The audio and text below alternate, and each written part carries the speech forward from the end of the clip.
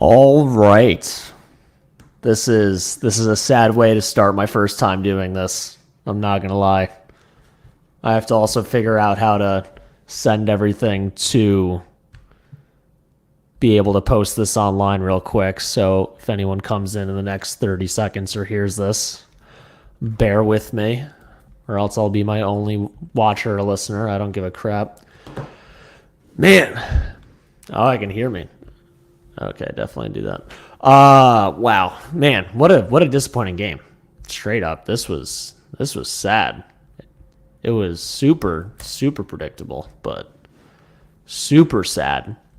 God, all right. The New York Knicks lost to the Boston Celtics 114-98 in a game that looked so good in the first half up until there was about 90 seconds left in the first half. Pretty sure the Knicks were up, what was it, like 49-44, 49-45 or something, right before halftime was about to hit. And then, man, the Celtics went on a little run, got a little momentum, started running a little 2-1-2 action, some full court press. Jrue Holiday the Knicks were up 51-43 with 1:33 left before halftime.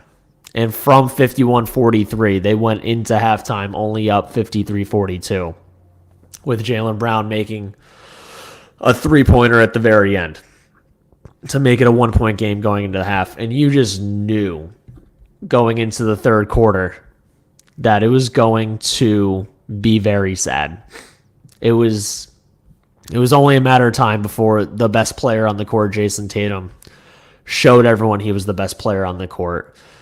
And the Knicks and Celtics both played right into what they do for not every game, obviously. Every game is a little bit different, but the most predictable version of the Knicks losing a game and the Boston Celtics going on their crazy runs and winning a game is when the Celtics take over in the third quarter and the Knicks blow it in the third quarter. And that, after that last 90 seconds in the first half, that is exactly what happened.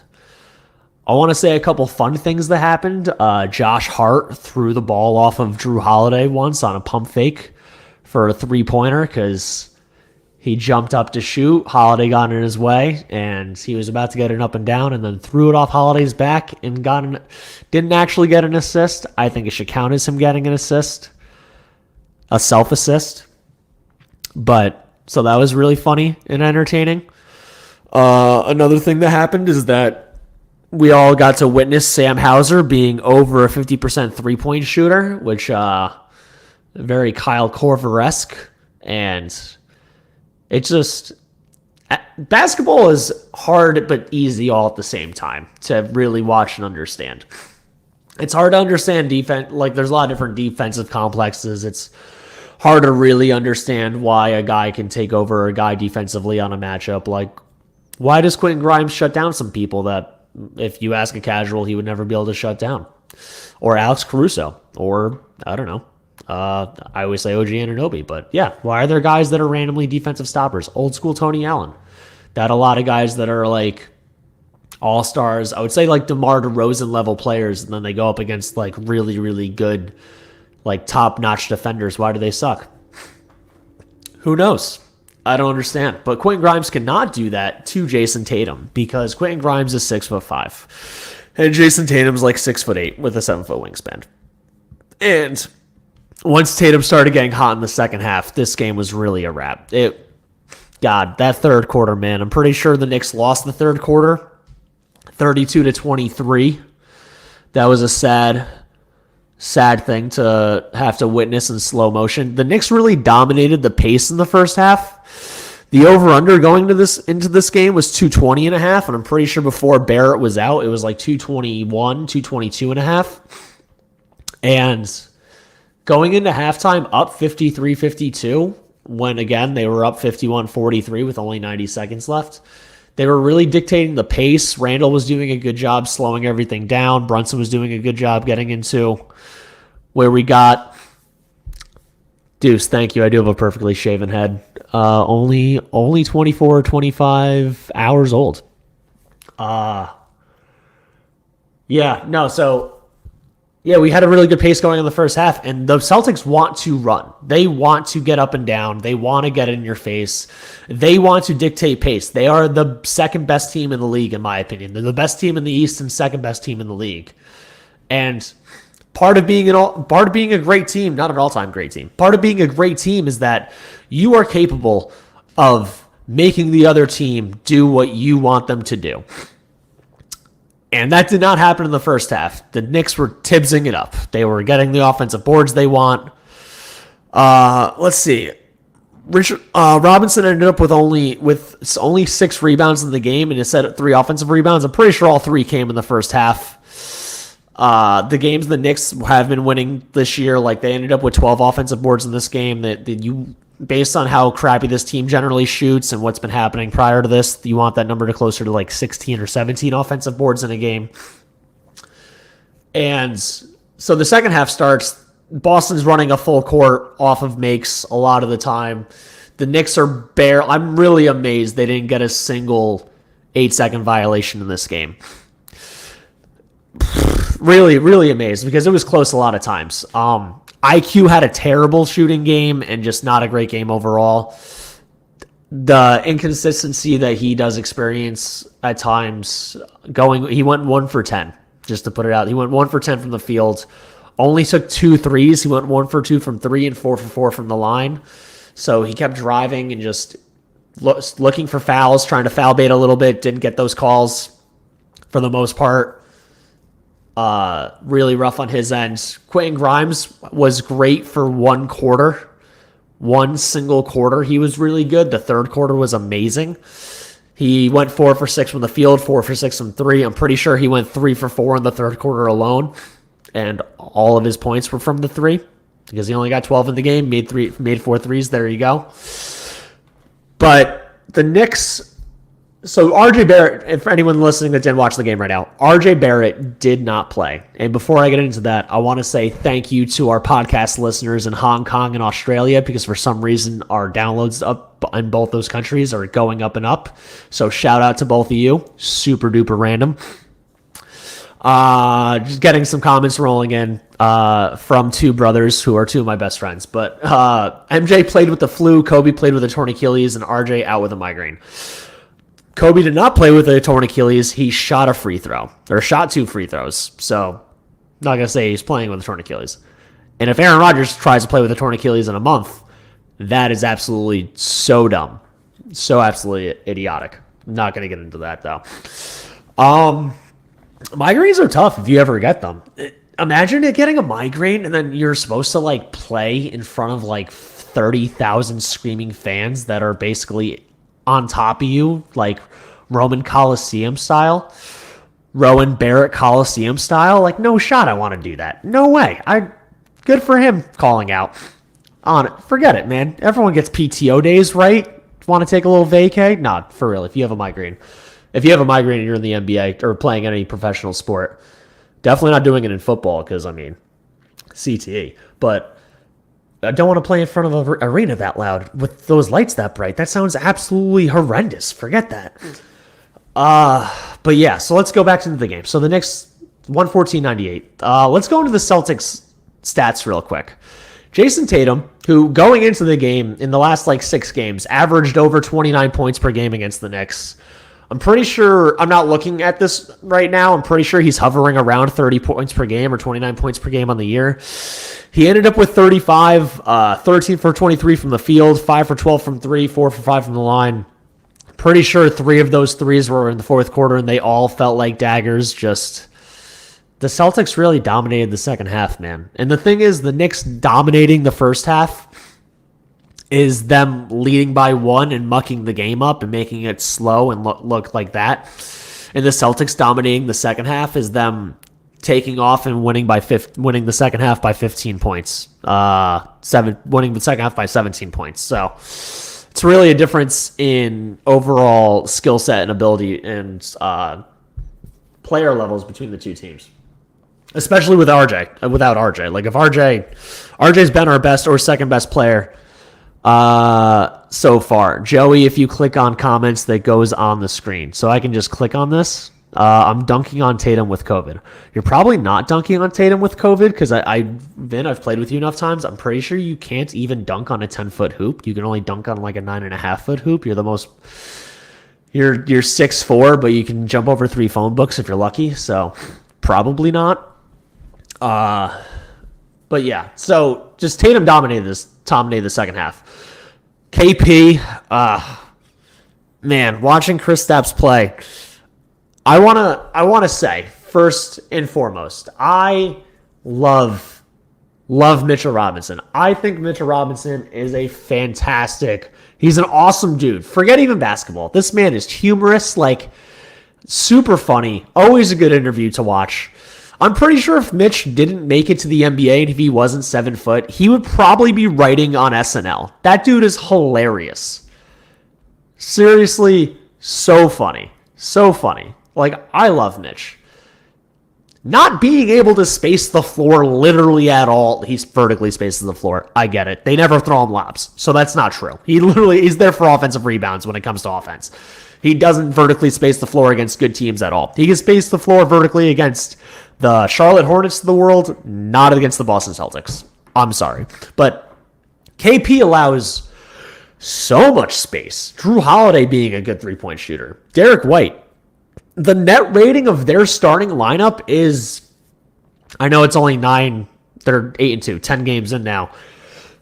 Between the Jays, Tatum and Brown, the newest member of the bald bearded clan, Derek White, Jrue Holiday, and Porzingis, they have like a 16 net rating or something, like a 17 net rating now. Like, their ability to play defense and space the floor around each other is just amazing. It is envious to watch and see, and they clearly all know their roles. Occasionally, once in a while, Jalen Brown has a better game. G-Money, what up? How we doing? Glad to see you. KP is Mitch's toughest matchup in the NBA. For sure. I totally agree with that. The defense was Swiss cheese in the fourth. The offense did die. I agree with both those things. For sure, definitely happened in the second half. Yeah, I think so. Back to the Mitch thing. Like I hate to say this, and I know there are some people that might hear this and think this is me hating. There's only one team that wins the title every year. There's only a certain amount of guys that ever play in the NBA that get a championship or even get a chance to play in the finals. I just don't see with the way the NBA is played today. Let's go. There's 9 people in this room right now. I almost tied Mill, and I'm not even a female. Let's go. I have a way better bald head, though. I just want to say that. Hopefully she doesn't get mad at me. But yeah, with the way the NBA is played right now, I don't think Mitch is ever going to be like the starting center for a championship team. I'm sorry. And I don't think any starting anything for a championship team can shoot below 47% from the free throw line. The Celtics were up 16 and they pulled Hack-a-Mitch. Like, think of how ridiculous that is. Like, think of how funny that is that they even did that. Like, what a move by Joe Mazzulla to try to get more respect out of the coaching community. I don't know why Joe Mazzulla does a lot of things. I don't follow enough of their games. He seems like an interesting dude. I don't know how I really mean interesting one way or another, but I don't really know. Let's see. What does this say? Everyone smash likes, subscribe, comment, leave a review. Even if you hate everything, leave a review. Grimes not getting the ball in the fourth was wrong and just flat out dumb. Yeah, he like I said, he went 3 for 4 in the third quarter. He all on threes. He went 1 for 2 the rest of the game. He ended up with 12 points. So, and he only played the last 3 or 4 minutes in the fourth quarter, and this was after IQ played and went 1 for 10 from the field overall. My parlay did not hit. It even lost a player. I am 1-10 on the year, which is last year I started out 4 out of 10 on 3 legs, which is way better. But yeah, the thing I lost on today, because KP definitely hit 3 threes. I think he ended up with 4. He went 3 for 6. So yeah, I hit that part. But IQ, I needed to get 12 points or 13 points, and he got 7 and took 10 shots. So I don't know. And Grimes running off screens it's good offense, but the thing is, they all know, like one that plays the Knicks knows that, especially without RJ, who apparently is, knock on wood, knock on everything in the world around me, is a 50% 3-point shooter right now. Grimes is the only like reliable 3-point threat, and that's only with like not counting Brunson, but Brunson usually has the ball a lot, so he's the only off the ball 3-point threat. You just have a guy stick with them. Grimes doesn't really pump fake and go as much as we all think he should. He just doesn't create his own offense. I don't know where or how this guy was ever a point guard in high school or college based on what he does or doesn't show in the NBA. The Celtics played a full court defense. The Celtics full court defense is tough. I totally agree with that. It is very difficult to handle. Let's get into some Knicks stats. So, well, real quick, Tatum again with 35 points. Porzingis with 21 and 6. The next highest scorer, Jalen Brown, ended up with 22, 6 assists, 5 rebounds, only 3 turnovers, which for anyone making fun of a guy that supposedly can't go left, and admittedly, it is funny sometimes to watch Jalen Brown drive. He did great. So the Celtics' big three ended up with a combined 78 points, and shot well over 50% from the field. Around 50% from the field, because Jalen Brown ended up 7-18. And they're role players, man. They literally only played 8 guys. The Knicks ended up playing more than that. At the very end, Sims and McBride both got a minute, but so they both went 8 deep, with the Knicks not having RJ.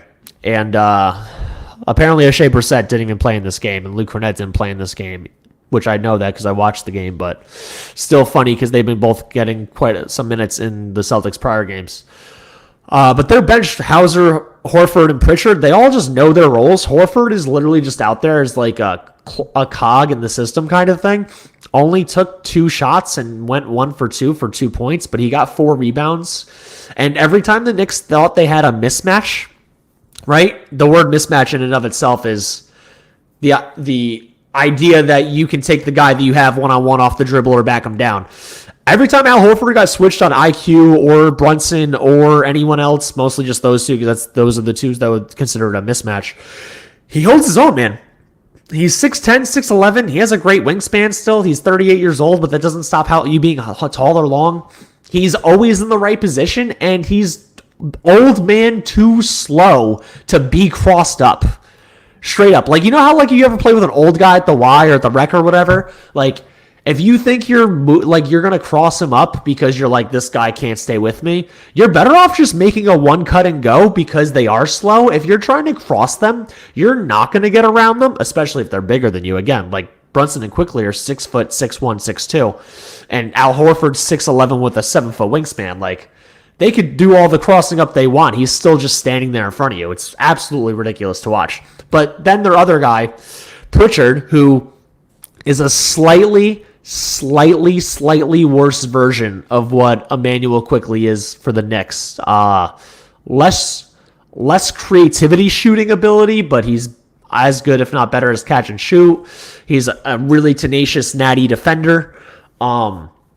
All that stuff, and he's clearly their 7th or 8th. He's clearly their 7th best player on this team. Like Peyton Pritchard, like he gets some like 6-man buzz from Celtics fans, but no one thinks that Peyton Pritchard is like a 6-man of the year candidate. He literally goes out there for 20 minutes and does his job and goes home, and he's fine with it. There is no Peyton Pritchard should be starting over Derek White or anyone. There is no, we need to get Peyton Pritchard more minutes because of our starters, blah, blah. There is no discontent between any of their fan base for any reason. Peyton Pritchard does his job, does it well, and leaves. And then Sam Hauser, which goes to the epitome of why basketball can or should be easy to understand or think about. If you shoot the ball really, really well and it goes in, you're going to win the game. No matter what other skill set you have. If you can run off the screens, if you can just relocate and find open looks off of offensive rebounds or clear double teams that the stars on your team, Jayson Tatum and Jalen Brown, attract, and you can shoot over 54% from 3 with a lazy eye, by the way. Sam Hauser has like 1.5 eyes open half the time shooting these shots. Like, what? Sniper, total marksman. He went 4 for 6 in this game. Of course he did, because I mean, if the Knicks do nothing else in the Tom Thibodeau era, the major negative thing they ever do defensively is give up threes. Open threes off kickouts, offensive rebounds, and to the center, which, there you go. Let's see. Not even mad. What does this say? We're going to add this, because I'm not mad either. Mason, not even mad. We were on a back-to-back. Definitely needed RJ tonight. Keeping it at 100, absolutely. They were on a back-to-back. I don't think that's a full excuse as to why they lost. I mean, the Celtics, let's put it this way. The Celtics are a better team than the Knicks, and the Celtics are a title favorite, and the Knicks are a tier or two below that. That's even if they both had 5 days off. I don't even know what that, neither of those numbers are. I'll put that up in a sec then. But yeah, nothing that the Knicks did because the Knicks even actually took their guys out with like 8 or 9 minutes left yesterday, or like 7 minutes left yesterday when they were up 25 on the Hornets, which, holy crap, Tibbs, I think that's the earliest I ever saw you pull your starters, even with a back-to-back coming. Yeah, they just ran into a buzzsaw. They just run into a buzzsaw, and it's really hard to say. So let's put this up. So Jalen Brunson shot 10 of 21, and Julius Randle shot 7 of 19. Why don't they get the same hate? I don't know the same hate as who. Randle went 7 of 19, but went 9 of 11 from the free throw line, and only 2 of 8 from 3. So he went 5 of 11 from 2. You get 25 points on 19 shots. It's pretty efficient overall. And then Brunson got 26 points on 21 shots. Brunson actually shot only 60% from the line, going 3 for 5. So that's actually a little more weird. And for some reason, even though Immanuel Quickley is consistently over a 90% free throw shooter, like year in and year out, I think his lowest is then 89% so far. He doesn't take the technicals. Like, no math, like advanced stats, no advanced stats. I don't care what anyone thinks about like how important statistics or math is to sports or basketball in particular. Shooting percentage and shooting is the easiest version or ability to understand to anyone. If a guy goes 1 for 10 and a guy goes 2 for 2, the guy that went 2 for 2 did better, even though he took less shots, obviously. Like, that doesn't take a rocket science to think. If Immanuel Quickley is your best free throw shooter and he's one of the 5 people out there, he should take every technical. If he's not out there, and then it's Jalen Brunson is the next highest percentage free throw shooter, he should take the technical. Why is this so hard to understand? Or why is this something that coaches or players, like hierarchy level,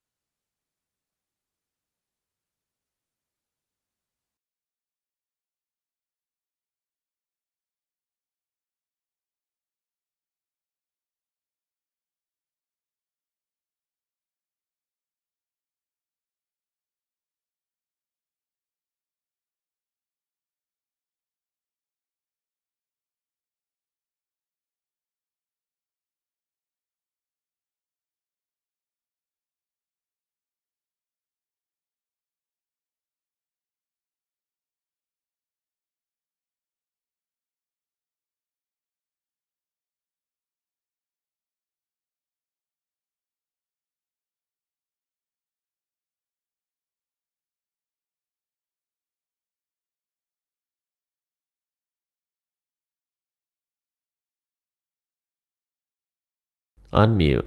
Mute. Can I hear me? Mute, unmute. Weird. I don't understand. This thing unplugs once in a while and it's really, really annoying. But yeah, okay. I'll just keep going and edit this later.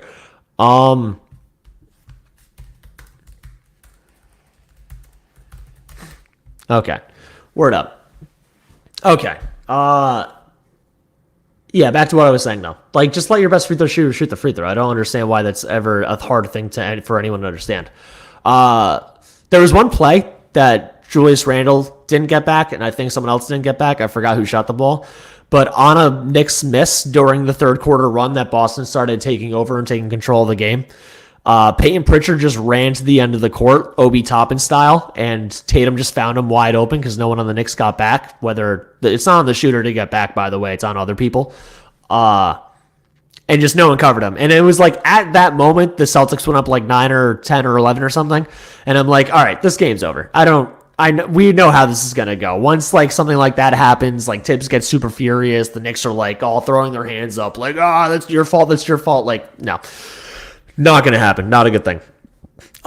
Josh Hart had his best shooting and offensive game in the year. So way to actually hold up your end of the bargain. Starting because you didn't do that the first couple times with RJ. You shot terribly. So thank you for 16 points, 6 of 12 shooting, 3 of 6 from. He made half of everything. He made half his field goals, half his threes, half his free throws. He went 1 for 2 from the line. Ended up with 9 rebounds, 3 assists, a steal. Got 4 fouls. He played 43 minutes. He led the team in minutes. I'm pretty sure he played every minute of the first half, which it didn't actually seem like he was going to do that originally. CP, New York Sports, what up? How you doing? What's up? Tough game. Better team won. The Knicks need some more shooting against these better teams, but let's rebound an ACL. Absolutely. The Knicks need better shooting, and I actually meant to bring this up before, so thank you for bringing up what we need to do against better teams. The size thing, and RJ being out, and then our like backup small ball lineup being too small, just straight up. Like, I said I wanted to see this a couple times in the preseason as a joke, but against the team that has Jalen Brown, Jayson Tatum, Sam Hauser, who's not great but is tall, Kristaps Porzingis, like all playing, all 6'8" or taller. The Knicks' second unit for this game at parts were Jalen Brunson, Immanuel Quickley, Dante DiVincenzo, Josh Hart. I think Grimes was in there one of the times instead of DDV, and Isaiah Hartenstein. So it was Hartenstein, and then Josh Hart is literally your power forward at 6'5", and it wasn't like without RJ Barrett, who's 6'6", 6'7", with like a 6'8", 6'9" wingspan. They were turning RJ Barrett into Jalen Brunson for these second unit minutes or whatever you want to call it is way too small, and for as good as Josh Hart was against Tatum for bits and pieces of the first half, it was only a matter of time before this guy went off. I know I keep bringing up Tatum. It's just, it hurts to watch a guy be great when he's not on your team. It always sucks to watch it happen. And I wanted to make sure I brought this up. I actually thought about this when I was in the shower earlier. I want to talk about like rivalries in sports for like 30 seconds. As a New Yorker, like across all the major sports, right? Like if it's Boston, Philly, or Miami, you hate the other team. Hate them. Like the Celtics, the Red Sox, the Bruins, the Patriots. Can't stand any of them. I don't even like hockey. I know I hate the Bruins. Like, can't stand them. If you're like, same thing, Miami, the Marlins, the Dolphins, the Heat. I mean, I guess not for hockey. I don't really care about hockey, so I'm not going to bring that up for this scenario. But yeah, the Dolphins, the Heat, and the Marlins, like, you can't stand those teams. You can't. Cannot. And then Philly, I mean, might be the worst one. Philly and Boston are ahead of Miami, but I hate Miami a lot. But yeah, the Sixers, the Phillies, the Eagles, like you and the Flyers, you can't stand these teams. So to watch any of them have phenomenal players, like to witness Tom Brady for almost 2 decades, like sucked. It hurts so bad. And Jayson Tatum is not Tom Brady in any way, shape, or form.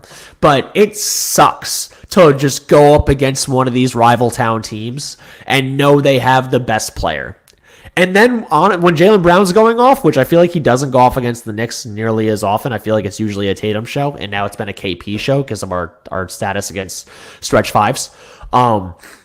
it really hurts. And our small lineup, our small second unit with no RJ just was no match for the length of this team. And Jrue Holiday is a total dog. He's a matchup nightmare defensively. If you're a box score watcher, if you're a scoreboard watcher and you're like, Jrue Holiday, he only gets 14 points a game. He only had 2 assists. Like, what kind of point guard is that? Blah, blah, blah. And then you can at least see he got 7 rebounds, which you're like, okay, that's not normal for most point guards, obviously. But this dude, they're running a 2-1-2 in the second half. A literally 2-1-2 zone for part of the second half after their full court press. And Holiday is the one in between the 2-1-2. He's playing middle linebacker on the basketball court, running, just covering all grounds. And between him and Derek White, there's a defensive synergy there. And then they can just, and for the guys that do actually get past, like, they have to go to KP. And then Jayson Tatum is a good defender. And they have Jayson Tatum camping against Quentin Grimes or whoever the spot-up shooter is at the time. Jayson Tatum doesn't have to play defense on this team. Think of how scary that is. That's why they're title favorites. That's why it sucks to have games like this. And we absolutely 100% need RJ Barrett. We need RJ Barrett, Julius Randle, Jalen Brunson. We need all 3 of these guys. Call them a big 3, call them a mid 3, call them a whack 3, call them a trash 3. I don't care what you call them. We need all 3 players to play at their absolute apex best in order to ever give Boston any run of anything this year.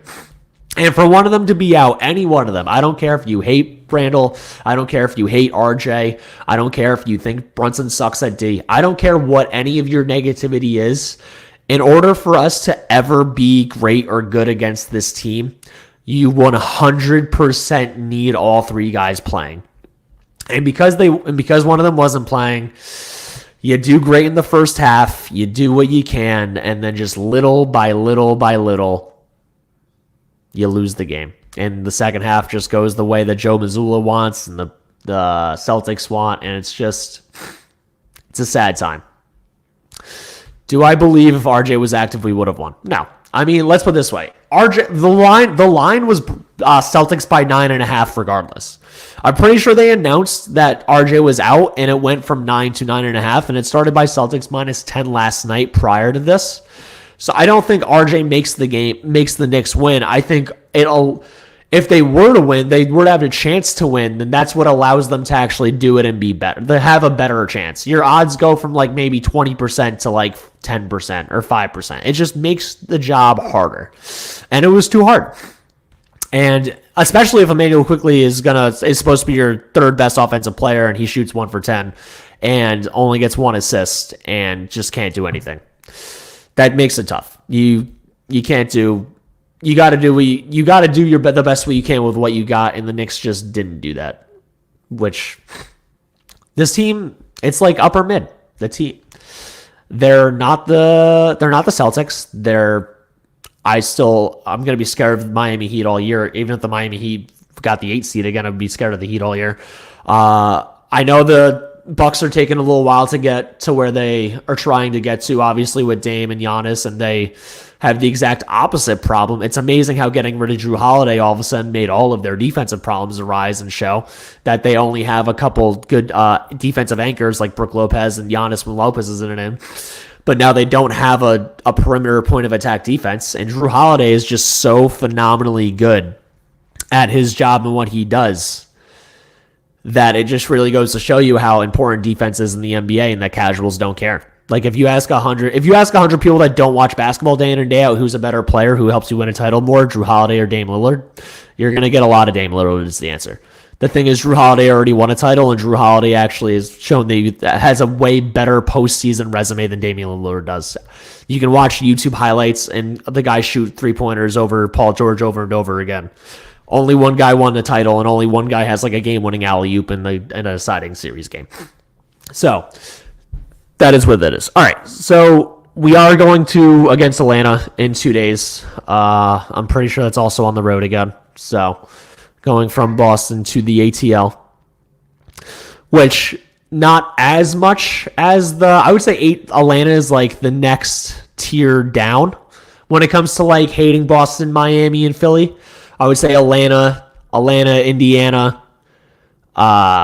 Basically, I would say mostly those two areas or teams for the most part would be like second level of like towns people hate from New York when it comes to like rivalries.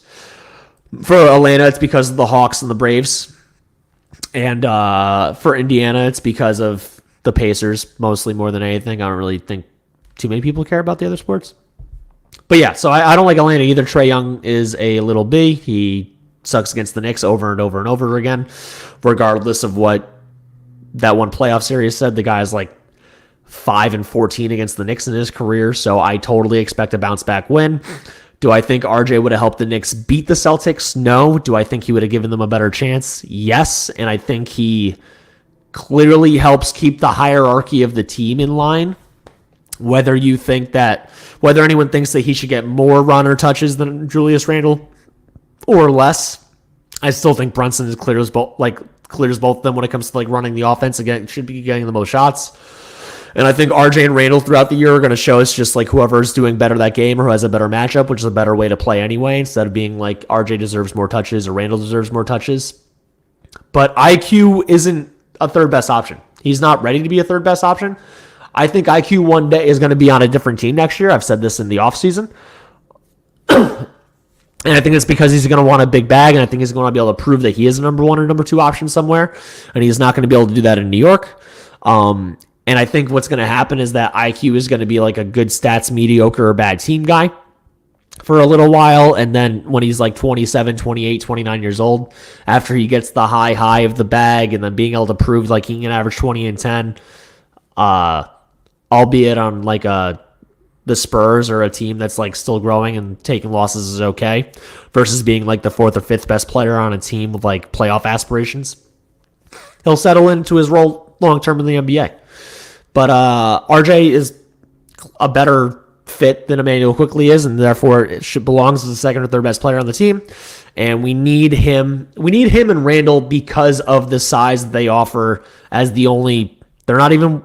RJ's barely a wing, and Randle's not a wing. He's literally just a 4. But we have all guards and bigs, and they're the two closest things to wings we have on the team. And therefore, we need them both in all the time, and we need Brunson in all the time as our best player. And I expect them all to be in. I expect them to beat Atlanta. FUATL, F Trae Young.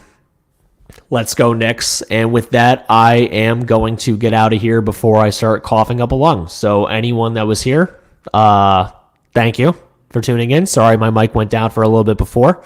I have to fix this, and I'll catch you all next time. Let's go Knicks.